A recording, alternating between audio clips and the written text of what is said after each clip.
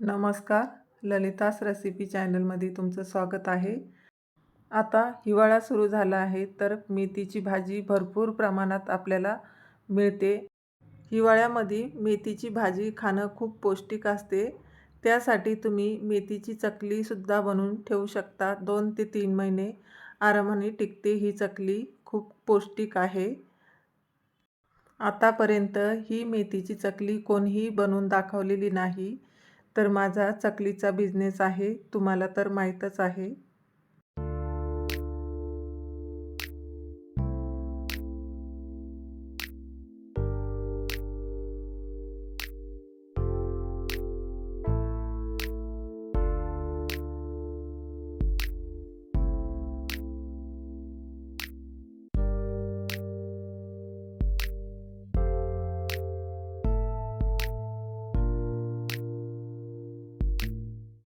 तर चला मग व्हिडिओला सुरुवात करूया. मेथीची चकली कशी बनवायची, तर व्हिडिओ शेवटपर्यंत बघा. व्हिडिओला लाईक करा. चॅनलवर नवीन असाल तर सबस्क्राईब करायला विसरू नका. तर इथं मी 1 गड्डी मेथीची घेतलेली आहे. त्यामधूनच अर्धीच मी गड्डी घेतलेली आहे. इथं मी मिरच्या घेतलेल्या आहे. तर अर्ध्या गड्डीसाठी मी एवढ्या मिरच्या घेतलेल्या आहे. तर आपल्याला तिखटच थोडी बनवायची आहे, त्यामुळे मी थोडे जास्त घेतलेले आहे.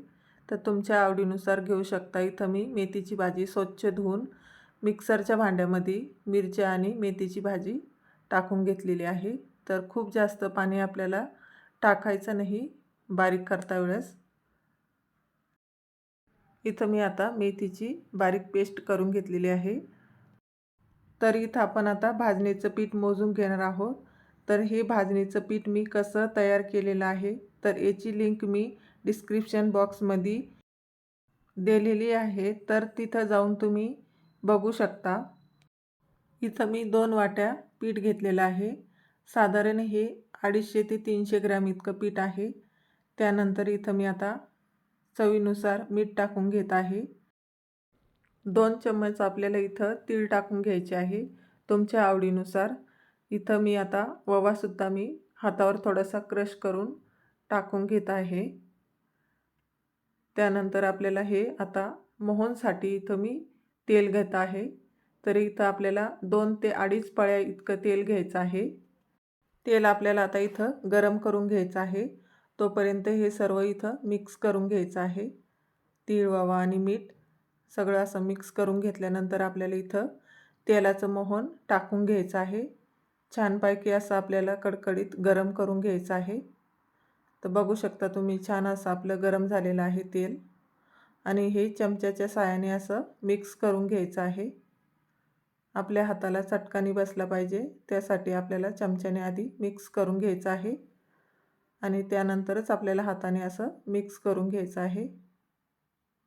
तर सर्व पीठ ह्या तेलामध्ये असं मिक्स झालं पाहिजे. तर बघू शकता तुम्ही, ह्याच भाजणीच्या पिठापासून मी बऱ्याच प्रकारच्या चकल्या बनवलेल्या आहे. तर भाजणीची चकली, लसूण चकली, मेथी आणि पालक चकलीसुद्धा मी बनवून दाखवणार आहे. आपण आता जी बारीक केलेली पेस्ट आहे ती टाकून घेणार आहोत. तर ती आपल्याला इथं सर्व टाकून घ्यायची आहे आणि हाताने चांगलं असं मिक्स करून घ्यायचं आहे. तर इथं आपल्याला लक्षात ठेवायचं आहे की पाणी असं खूप जास्त टाकायचं नाही. हे पीठ लवकर असं सैलसर होऊन जातं, त्यासाठी आपल्याला थोडं थोडं पाणी टाकूनच पीठ असं भिजून घ्यायचं आहे. तर परत इथं मी आता मिक्सरचं भांडं धुवून इथं पाणी टाकून घेतलेलं आहे. तर थोडं पाणी इथं मी गरम करून घेतलेलं होतं कोमट. तर बघू शकता तुम्ही, पातेल्यामध्ये मी किती पाणी होतं ते दाखवलं होतं. तर ते थोडं थोडं टाकून आपल्याला पीठ भिजून घ्यायचं आहे. खूप जास्त पाण्याचा वापर करायचा नाही. एकदा जर हे पीठ सैलसर झालं तर मग तुमची चकली तुटू शकते. त्यासाठी आपल्याला इथं थोडं थोडं पाणी टाकूनच पीठ भिजून घ्यायचं आहे. तर छानपैकी अशी मूठ देऊन घ्यायची आहे. बघू शकता तुम्ही, आता हे पीठ मी मळून घेतलेलं आहे. तर हे अशा पद्धतीनं पीठ आपल्याला मळून घ्यायचं आहे. तर आपण इथं आता चकली पाडण्यासाठी आता आपण इथं एक हुंडा काढून घेऊया. इतकं पाणी शिल्लक राहिलेलं आहे. बघू शकता तुम्ही, तर मी इथं आता एक हुंडा काढून घेत आहे.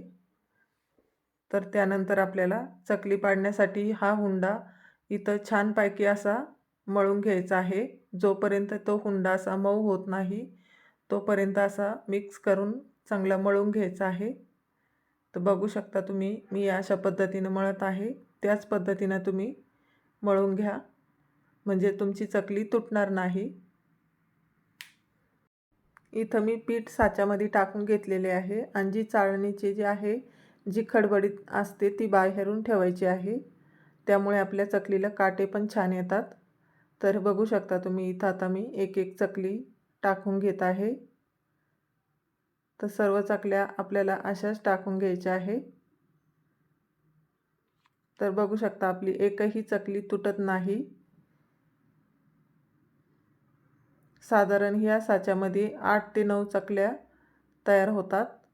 तर खूप छान हा साचा आहे. इथं मी तेल गरम करायला ठेवलं होतं. तर इथं मी चकलीचा एक तुकडा टाकून बघितला, तर तेल थोडंसं कमी गरम आहे. तर परत मी इथं चकलीचा तुकडा टाकून बघितलं तर छान आपलं तेल गरम झालेलं आहे. तर इथं मी सर्व चकल्या आता टाकून घेत आहे. तर आपल्याला टाकल्याच आपल्याला इथं चकली पलटी करायची नाही. तर थोडा वेळ असे बुडबुडे कमी होऊन द्यायचे, त्यानंतरच चकली पलटी करायची आहे आपल्याला.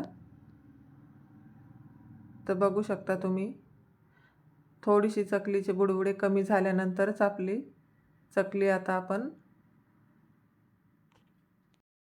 पलटी करून घेतलेली आहे. तर आपल्याला एकदम अशी मंद आचेवरच, म्हणजे आपल्याला फुल पण नाही आहे आणि कमी पण नाही गॅस ठेवायचा, मध्यम आचेवरच आपल्याला ही तळून घ्यायची आहे. तर बघू शकता तुम्ही छान आपली चकली आता बनून तयार झालेली आहे. तर खूप जास्त इथं तेल टाकू नका, कारण की थोडंसं चकलीचं तेल असं हिरवा कलर होतो तेलाचा. तर बघू शकता आपल्या चकलीचा असा कलर झालेला आहे. तर आपली चकली छान तळून झालेली आहे. तुम्हाला एकदम अशी जवळून दाखवत आहे. अशी चकली तळून घ्यायची आहे, कारण की मग आपली चकली मऊ पडणार नाही. 2 ते 3 महिने आपली चकली आरामाने टिकते. तर इथं मी परत एकदा तळून दाखवत आहे तुम्हाला चकली. तर इथं मी परत पुन्हा इथं 4 चकल्या टाकलेल्या आहे. तर इथं आपण सर्व चकल्या याच पद्धतीनं बनवून घेणार आहोत. तर बघू शकता इथं मी आता पलटी करून घेतलेल्या आहे. तर सर्व चकल्या इथं मी बनवून घेतलेल्या आहे. इथं मी काढून घेतलेल्या आहे तळून, आणि इथं काही मी चकल्या तळत आहे. तर सर्व चकल्या आता इथं तळून झालेल्या आहे. तर बघू शकता किती छान असा कलर आलेला आहे. एकदम छान अशा कुरकुरीत खमंग चकली बनून तयार झालेली आहे. मुलंसुद्धा याला आवडीनं खातील अशी चकली आहे ही.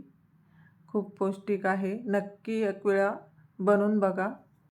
कमेंट करून नक्की सांगा. पुन्हा भेटूया अशाच नवीन नवीन रेसिपीसोबत.